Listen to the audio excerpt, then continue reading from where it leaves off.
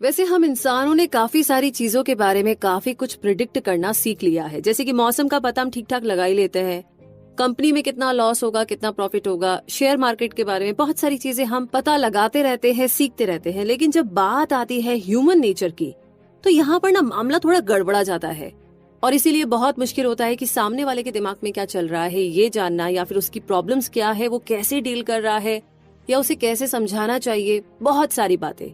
वैसे इन सारे सवालों का जवाब आपको मिलेगा आज की इस ऑडियो बुक समरी में। तो आइए शुरू करते हैं summary the laws of human nature, जिसके ऑथर है रॉबर्ट ग्रीने। तो अगर हम इस समरी की बात करें तो the laws of human nature इंसान की ऐसी कमजोरियां हैं जो वो अवॉइड नहीं कर पाता है। हम लोग शॉर्ट माइंडेड होते हैं, लालची होते हैं, हमें छोटी छोटी बातों पर गुस्सा आ जाता है और हम इंसानों का जो दिमाग है वो बदलता रहता है और सेल्फ डिफीटिंग जैसी वीकनेसेस होती है। तो हम अगर अपनी कमजोरियों या लॉस को अच्छे से समझ जाए तो हम अपनी लाइफ काफी बेहतर बना सकते हैं। फिर ना तो कोई हमारा फायदा उठा पाएगा और ना ही कोई अपने ट्रैप में हमें फंसा सकता है। लेकिन कई बार हमारी खुद की कमजोरी ही हमें मुसीबत में डाल देती है। तो इस समरी में हम आपके साथ कुछ ऐसे ही फेमस लोगों की कहानियां शेयर करेंगे जो अपनी कमजोरियों और ह्यूमन नेचर से ऊपर उठकर के सफलता की सीढ़ियों पर चढ़े। देखा जाए तो हर इंसान में कोई ना कोई कमी तो होती ही है, क्योंकि इंसान कभी भी परफेक्ट नहीं होता। हमारे अंदर कई सारी कमियां होती है, लेकिन अगर हम अपनी इन कमियों को खुद पर हावी होने देंगे तो लाइफ बड़ी मुश्किल हो जाएगी। लेकिन अगर हम अपनी वीकनेसेस पर काबू पा लेते हैं तो हम खुद को एक बेहतर इंसान बनाकर एक बेहतर लाइफ को एंजॉय कर सकते हैं। तो आइए सबसे पहले बात करते हैं द लॉ ऑफ कविटसनेस की। ग्रेबियल शनेल 11 साल की थी जब उसकी मदर की डेथ हो गई। उसके फादर ने ग्रेबियल और उसकी 2 बहनों का फ्रांस के एक कॉन्वेंट में एडमिशन करवा दिया और फिर कभी भी वापस उन्हें मिलने नहीं आए। एक दिन ग्रेबियल को कॉन्वेंट में कुछ रोमांटिक नॉवेल्स मिले, शायद कोई बाहर से ये नॉवेल लेकर आया था। तब से ग्रेबियल को सिंड्रेला टाइप की कहानियां अच्छी लगने लगी और वो इन कहानियों की प्रिंसेस के साथ खुद को कंपेयर करती थी, जो बचपन में गरीब होती है मगर बड़े होने पर किसी राजकुमार से शादी करती है और एक खुशहाल लाइफ जीती है। 18 साल की उम्र में ग्रेबियल कॉन्वेंट छोड़कर के सिम्ट्रेस की पढ़ाई करने के लिए बोर्डिंग स्कूल चली गई। ग्रेबियल पढ़ाई के साथ साथ टाउन के अलग अलग हिस्सों में घूमने जाती है और इस दौरान उसे थिएटर का शौक भी लग गया था। थिएटर में जो एक्ट्रेस काम करती थी, ग्रेबियल को उनके कलरफुल कपड़े और मेकअप बहुत अच्छा लगता था, तो उसने डिसाइड कर लिया था कि वो भी एक फेमस एक्ट्रेस बनेगी। ग्रेबियल ने एक थिएटर ग्रुप ज्वाइन कर लिया और अपना स्टेज नेम रखा कोको शनेल। थिएटर में काम करने से ग्रेबियल को डांसिंग, सिंगिंग और एक्टिंग सीखने का मौका मिला, मगर ग्रेबियल को बड़ी जल्दी ही समझ आ गया था कि उसे अब तक सक्सेस नहीं मिली है जो वो डिजर्व करती है। फिर उसे पता चला कि कई एक्ट्रेस को उनके अमीर लवर्स सपोर्ट करते हैं जो उनके महंगे शौक पूरे करते थे। ज्यादातर एक्ट्रेस लग्जूरियस लाइफ जीती थी, उन्हें एक्सपेंसिव ज्वेलरी, कपड़े और शूज का शौक था। असल में देखा जाए तो अमीरों के पैसों पे मजे करने वाली ये खूबसूरत एक्ट्रेसेस किसी मिस्ट्रेस से कम नहीं थी। ये अपनी खूबसूरती का पूरा फायदा उठाते हुए किसी अमीर आदमी को अपने प्यार के जाल में फंसा के रखती थी और कोको के साथ भी कुछ ऐसा ही हुआ। उसका एक अमीर चाहने वाला था, एटियने बाल्सन। उसने कोको को अपने मेंशन में रहने के लिए इनवाइट किया। बाल्सन मेंशन में कुछ और लेडी गेस्ट भी आई हुई थी जिनकी सेक्सी कर्वी बॉडी के आगे कोको लड़का लग रही थी। तो कोको अगर चाहती तो कोई भी आदमी उसका दीवाना हो सकता था, मगर वो रेस्टलेस थी, वो अपनी लाइफ में सेटिस्फाई नहीं थी। एक दिन कोको मिस्टर बाल्सन के बेडरूम में गई। उसने उनका वार्डरोब चेक किया तो उसे कुछ ड्रेसेस दिखाई दी। उसने उनमें से कुछ ड्रेसेस निकाली और उन्हें ट्राई करना शुरू किया। उसने बटन वाली शर्ट्स, कोट पैंट और हैट पहनकर देखे। तभी उसे एक एंड्रोजेनस स्टाइल का आइडिया आया, और ये एक ऐसा स्टाइल है जो आधा मेल और आधे फीमेल स्टाइल के कपड़ों से बना हो। कोको ने कॉर्सेट्स और गाउन्स पहनने छोड़ दिए। मर्दों के कपड़े पहनकर उसे बड़ा ही फ्री और कंफर्टेबल फील होता था। बाकी दूसरी एक्ट्रेस उसके स्टाइल से जलती थी, क्योंकि कोको की बॉडी पर एंड्रोजेनस स्टाइल बहुत ही सूट करता था। मिस्टर बाल्सन भी उसके इस नए लुक पर फिदा थे। कोको शनेल समझ चुकी थी कि उसे लाइफ में क्या चाहिए। उसे वही फ्रीडम और पावर चाहिए थी जो सोसाइटी में मर्दों के पास है, फिर चाहे वो पावर उसे सेंस ऑफ फैशन में ही क्यों ना मिले। कोको की डिजाइन किए हुए हैट इतने ज्यादा फेमस हुए कि उसने हैट्स को फेमिनिन लुक देने के लिए उन पर फीदर्स और रिबन्स लगाए थे। ये हैट्स बहुत ही स्टाइलिश और इजी टू वेयर थे। पूरे शहर में कोको के डिजाइनर हैट्स की धूम मच गई थी। ये हैट्स थिएटर इंडस्ट्री की एक्ट्रेस का नया स्टाइल क्रेज बन गया और उन्हें देखकर के शहर की बाकी औरतें भी स्टाइलिश हैट्स को ट्राई करने के लिए क्यूरियस हो गई थी। मिस्टर बाल्सन का पेरिस में एक फ्लैट था जो उन्होंने कोको को अपना बिजनेस चलाने के लिए दे दिया। हैट्स के अलावा कोको अपने डिजाइन किए एंड्रोजिनस क्लोथ्स भी सेल करती थी। उस समय औरतें फैशन के नाम पर सिर्फ कॉर्सेट्स और गाउन ही पहनती थी, मगर कोको ने फैशन का ट्रेंड ही चेंज कर दिया था। औरतों को उसके कपड़े इसलिए भी पसंद थे क्योंकि वो उन कपड़ों को पहनकर कहीं भी जा सकती थी। शनेल ब्रांड अपने स्टाइलिश, कॉन्फिडेंट और डेयरिंग क्लोथ वेयर के लिए फेमस था। कोको शॉर्ट हेयर रखती थी और अपने क्लाइंट्स को भी छोटे बाल रखने के लिए एनकरेज करती थी। शनेल ब्रांड के कपड़े अमीर औरतों के लिए स्टेटस सिंबल बन गए थे। सारी अमीर औरतें पार्टीज में शनेल की ड्रेसेस और हेयर स्टाइल का शो ऑफ करती थी। 1920 तक यानी कि 1920 तक कोको शनेल वर्ल्ड की बेस्ट फैशन डिजाइनर बन चुकी थी। फैशन इंडस्ट्री में उसे एक अथॉरिटी माना जाता था, लेकिन कोको की जर्नी अभी पूरी नहीं हुई थी। कोको खुद का परफ्यूम ब्रांड रिलीज करना चाहती थी। उससे पहले किसी और फैशन ब्रांड ने परफ्यूम के बारे में नहीं सोचा था। उन दिनों मार्केट में सिर्फ फ्लोरल सेंट वाले परफ्यूम आते थे। शनेल ने डिसाइड किया कि उसका परफ्यूम सबसे अलग होगा। एक ऐसी महक वाला परफ्यूम जो किसी भी फ्लावर से ना मिले, फिर भी काफी ज्यादा खुशबूदार हो, जो लेडीज एंड जेंट्स दोनों को अट्रैक्ट करे। उसने परफ्यूम के लिए एक यूनिक नाम सोचा। मार्केट में जो परफ्यूम आते थे वो सब किसी न किसी फ्लावर के नाम पर थे, लेकिन कोको ने एक मिस्टीरियस नाम रखा, शनेल नंबर 5। इसके लिए उसने काफी मॉडर्न टाइप की पैकेजिंग भी चूज की और 2 इंटरलॉकिंग सी वाला लोगो भी क्रिएट किया। कोको ने अपना न्यू परफ्यूम एकदम अलग तरीके से लॉन्च किया। उसने अपनी पूरी शॉप में परफ्यूम स्प्रे कर दिया। हवा में खुशबू फैल गई। जो भी शॉप के पास से गुजरता वो इस खुशबू से अट्रैक्ट होकर शॉप में आता और परफ्यूम खरीद करके ले जाता। कोको ने अपने अमीर कस्टमर्स को फ्री सैंपल्स भी दिए।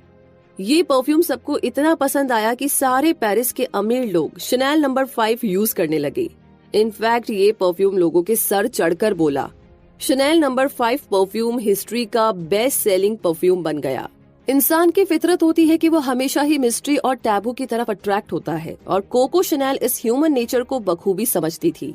यही वजह थी कि उसने अपने पास्ट को हमेशा सीक्रेट रखा। वो हर किसी को एक डिफरेंट स्टोरी बताती थी। अपने बारे में वो इतनी सीक्रेटिव थी कि किसी से भी अपना क्रिएटिव प्रोसेस शेयर नहीं करती थी और ना ही ज्यादा पब्लिक में जाती थी। कोको ने अपने चारों तरफ एक मिस्ट्री की दीवार बना रखी थी। कोको शनेल ने अपने ब्रांड को थोड़ा सा रिबेलियस भी रखा था।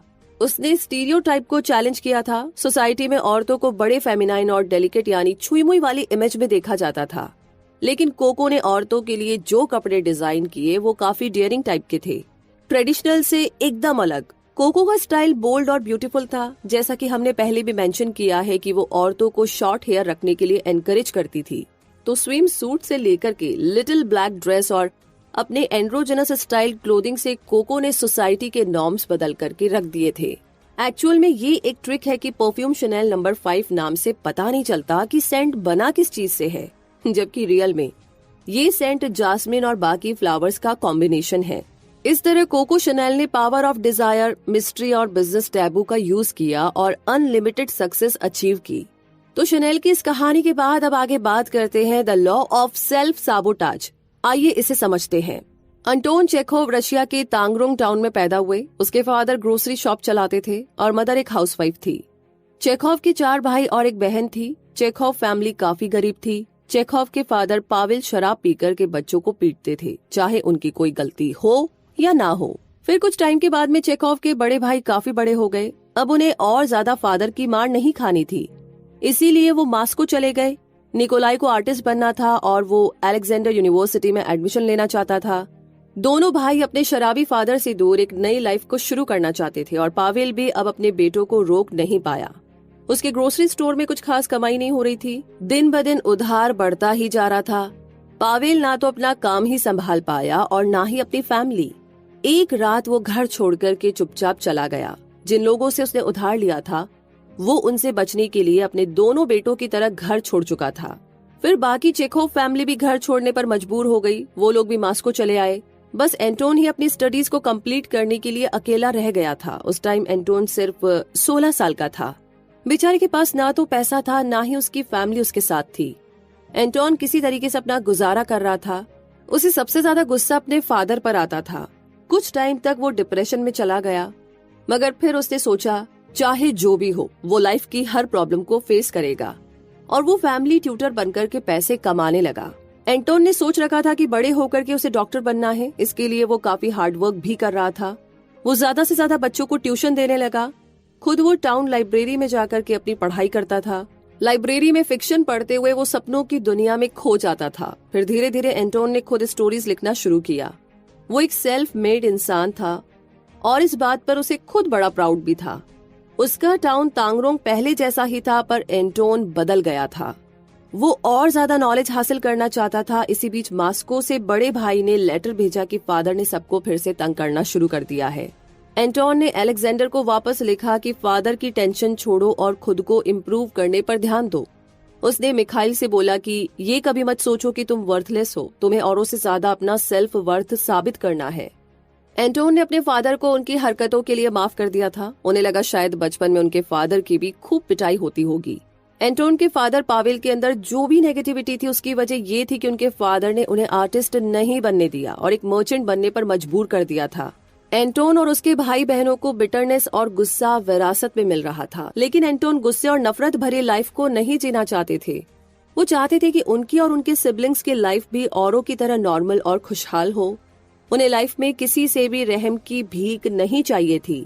No self pity and no negative outlook, work and love, love and work, ये एंटोन की लाइफ का न्यू मोटो था।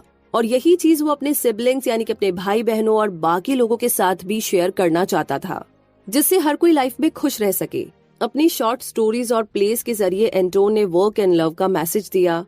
1879 में एंटोन मेडिसिन की पढ़ाई करने के लिए मास्को चले गए और अपनी फैमिली के साथ रहने लगे।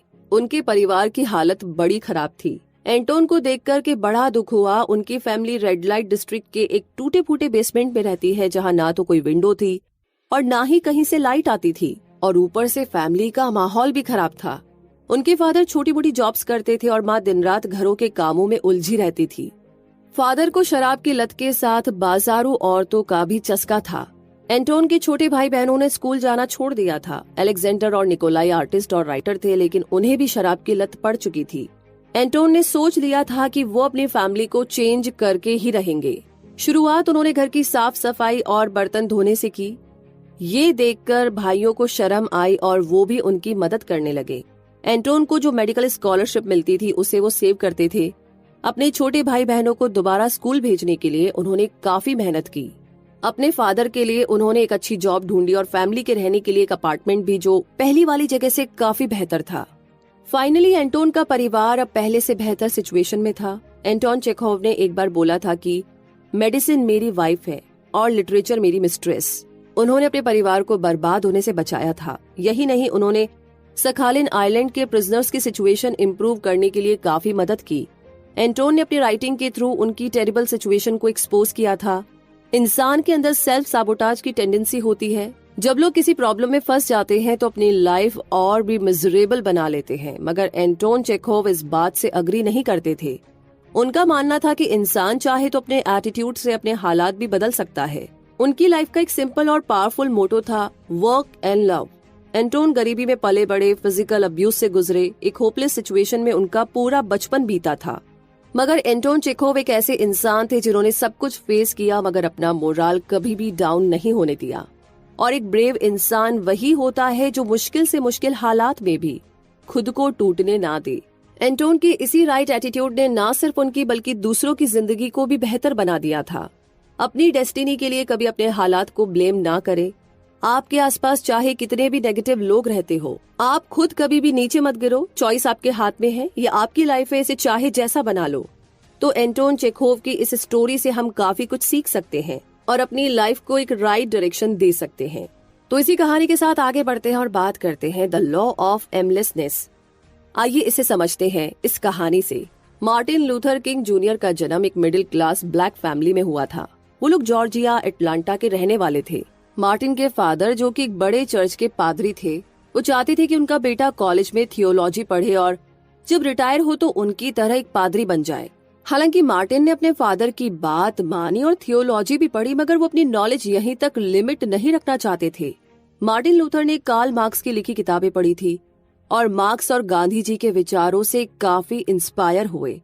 बॉस्टन यूनिवर्सिटी से थियोलॉजी में डॉक्टरेट करने के बाद मार्टिन कुछ और करना चाहते थे, मगर उनके फादर की जिद के चलते उन्हें लोकल चर्च में पादरी की जॉब करनी पड़ी। इस टाइम तक वो शादीशुदा थे और उनकी फैमिली लाइफ शुरू हो गई थी। वो चाहते तो नॉर्थ में सेटल हो सकते थे, जहां पर रेशियल डिस्क्रिमिनेशन या सोशल कॉन्फ्लिक्ट ज्यादा नहीं था, पर मार्टिन जूनियर स्ट्रांगली फील करते थे कि उन्हें साउथ में रहकर के लोगों की सेवा करनी चाहिए। इसलिए वो एक बड़े चर्च में पादरी बन गए थे ताकि ज्यादा से ज्यादा लोगों की हेल्प कर सके। मार्टिन लूथर के फादर ने उनके लिए एक सिंपल लाइफ का ड्रीम देखा था, लेकिन मार्टिन ने एक मुश्किल काम का बीड़ा उठाया था। लोगों की मदद करने का, उनके काम आना, इसी में मार्टिन को रियल सेटिस्फैक्शन मिलता था। वो अल्बामा मॉन्टगोमेरी के बैप्टिस्ट चर्च में प्रीचिंग करने लगे। अपने हर सेरेमोन से पहले मार्टिन काफी स्टडी करते थे ताकि वो जो भी बोले सुनने वाले को इंस्पायर कर सके। वो कभी भी आफ्टर लाइफ जैसी चीजों की बात नहीं करते थे, बल्कि वो लोगों को ऐसे आइडियाज बताते थे जो लोग अपनी डेली लाइफ में अप्लाई कर सके, जैसे माफ करना, फॉरगिवनेस, और अपने दुश्मनों से भी प्यार करना। मॉन्टगोमेरी में रेशियल डिस्क्रिमिनेशन जोरों पर था। व्हाइट और ब्लैक लोग आपस में लड़ रहे थे। हर जगह से वायलेंस की खबरें आती थी। सड़कों में और पब्लिक ट्रांसपोर्ट में व्हाइट लोगों की सीट रिजर्व रहती थी, जिन पर ब्लैक लोग बैठने की हिम्मत नहीं करते थे। जो भी करता था सीधा जेल भेज दिया जाता। Martin Luther king national association for the advancement of the coloured people के एक एक्टिव मेंबर बन गए थे। उन्हें इस ग्रुप का प्रेसिडेंट बनने का ऑफर मिला, पर उन्होंने मना कर दिया।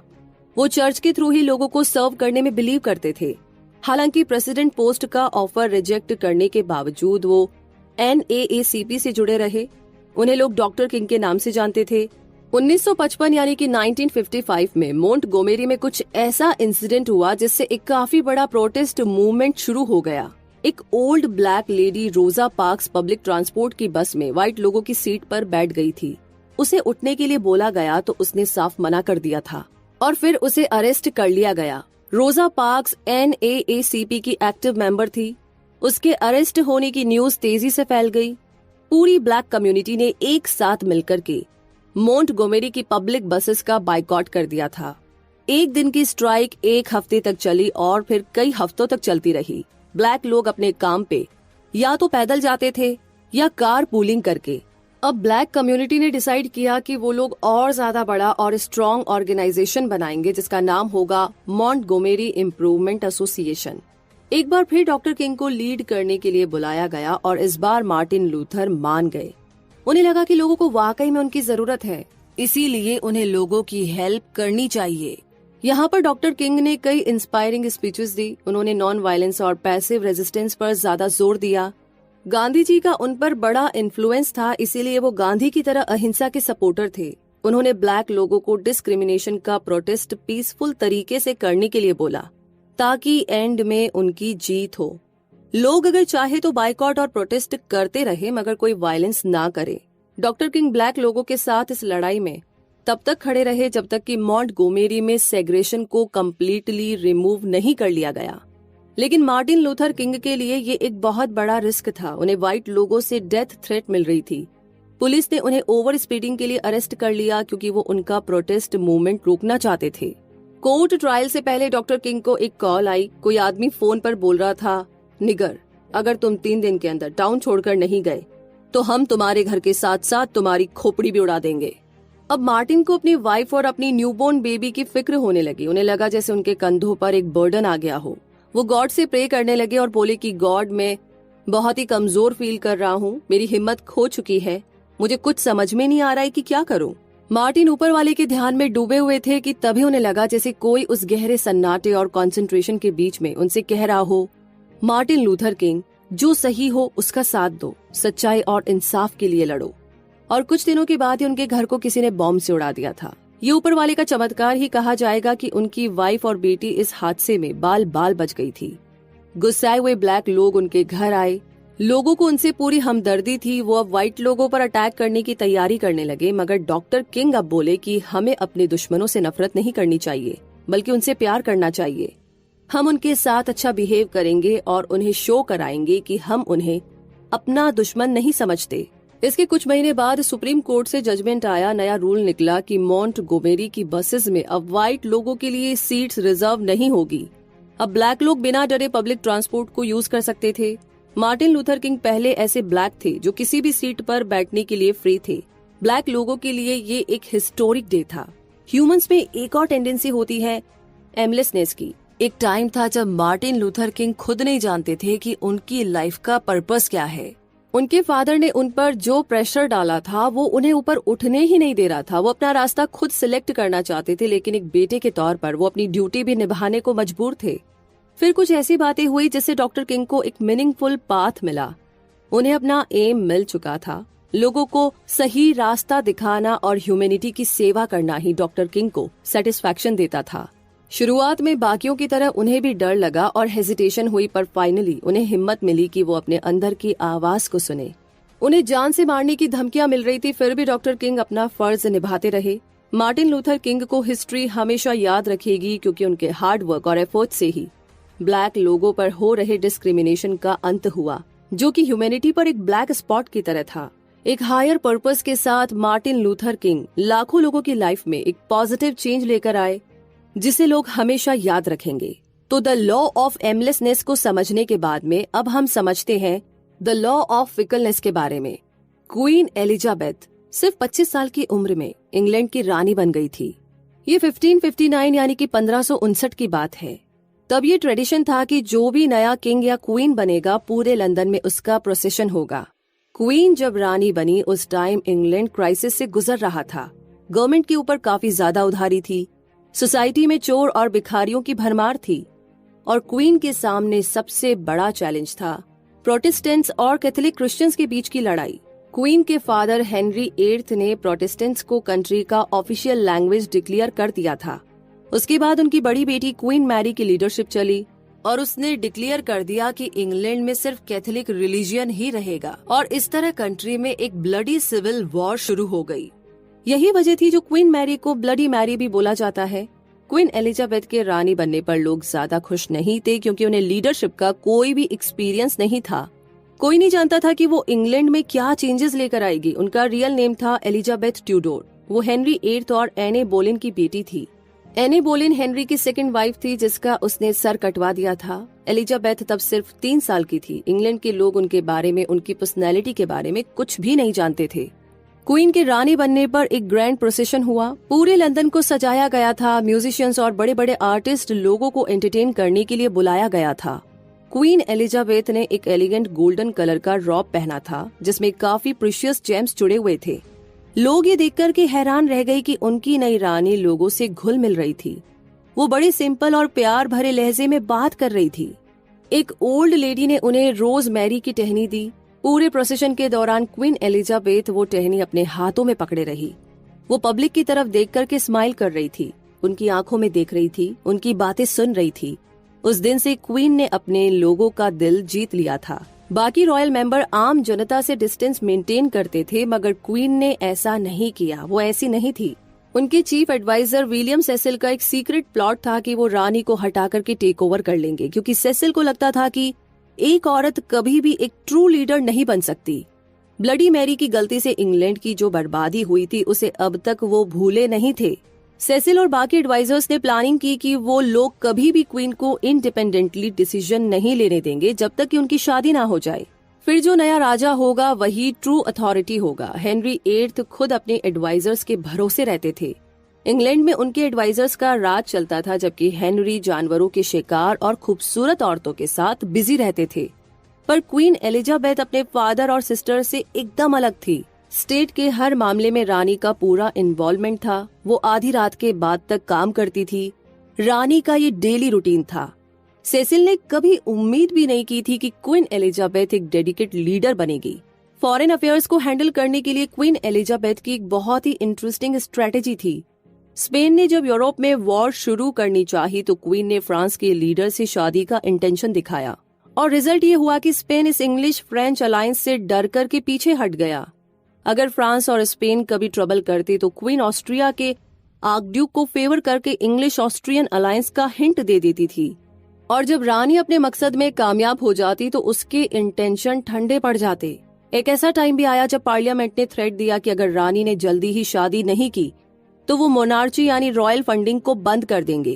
क्वीन एलिजाबेथ तब किसी किंग, प्रिंस या आर्कड्यूक में इंटरेस्ट शो करने लगती ताकि लोगों को लगे कि वो वाकई में शादी करने जा रही है, और फंडिंग मिलते ही वो कोई बहाना बनाकर अपना मैरिज प्रपोजल वापस ले लेती।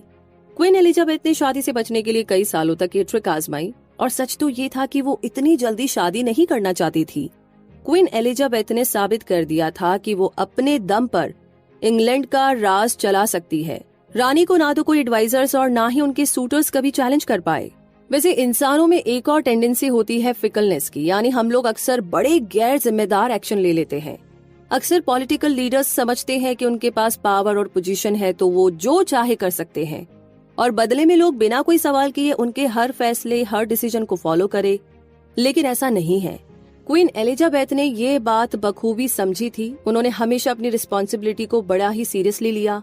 उन्होंने अपनी वर्थनेस साबित करके दिखाई, और वो सही मायनों में लोगों की रानी है। क्वीन वही करती है जो वो बोलती है, और इसी वजह से उनके लोग उनकी रिस्पेक्ट करते हैं। रानी ने अपने सब ऑर्डिनेट्स के लिए भी एग्जाम्पल सेट किए हैं। लोग डर या मैनिपुलेशन से उन्हें रिस्पेक्ट नहीं देते, बल्कि उनके अच्छे कैरेक्टर और एक ट्रू लीडर होने की वजह से देते हैं। और इसी कहानी के साथ टाइम हो गया है इस समरी के कंक्लूजन का। आपने कोको चैनल और लॉ ऑफ कॉविटनेस के बारे में पढ़ा। दरअसल हम इंसानों की आदत होती है कि हम लोग मिस्ट्री की तरफ ज्यादा अट्रैक्ट होते हैं। अगर आप अपने बिजनेस में थोड़ा सा मिस्ट्री का तड़का लगा दे तो आपके प्रोडक्ट्स भी और ज्यादा बिकने लगेंगे। इस समरी में आपने एंटोन चेखोव के द लॉ ऑफ सेल्फ साबोटाज के बारे में भी पढ़ा। जो इंसान अपनी लाइफ में पॉजिटिव एटीट्यूड अडॉप्ट करता है वो काफी हद तक अपने सिचुएशंस को चेंज कर सकता है।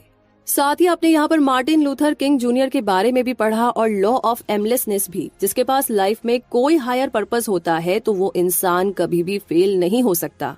आपने क्वीन एलिजाबेथ की स्टोरी के बारे में भी जाना और लॉ ऑफ फिकलनेस के बारे में जाना। अगर महान लीडर बनना है तो आपको पहले खुद एग्जाम्पल सेट करना होगा और वही चूज करना होगा जो सही है। इंसान के अंदर कमजोरियां पहले भी थी और हमेशा रहेगी, मगर हमारे पास फ्री विल की पावर भी है। इसलिए हम चाहे तो अपनी लाइफ में ढेर सारी खुशियां ला सकते हैं, एक पीसफुल और मीनिंगफुल लाइफ जी सकते हैं, और ये आपके ऊपर है कि आप क्या चूज करेंगे। इस समरी में हमने जिन फेमस लोगों के बारे में आपको बताया, आप भी उनकी तरह ह्यूमन नेचर की वीकनेसेस से ऊपर उठ करके एक स्ट्रॉन्ग माइंडेड इंसान बन सकते हैं। और इन्हीं सारी बातों के साथ ये समरी तो यहीं पर समाप्त होती है। लेकिन इस समरी के बारे में आपकी क्या राय है? कैसी लगी आपको ये समरी? कौन सी बात अच्छी लगी? किस कहानी ने आपको इंस्पायर किया? हमारे साथ जरूर शेयर कर सकते हैं कमेंट बॉक्स में लिख करके। साथ ही किस समरी के बारे में आप जानना चाहते हैं वो भी बता दीजिए।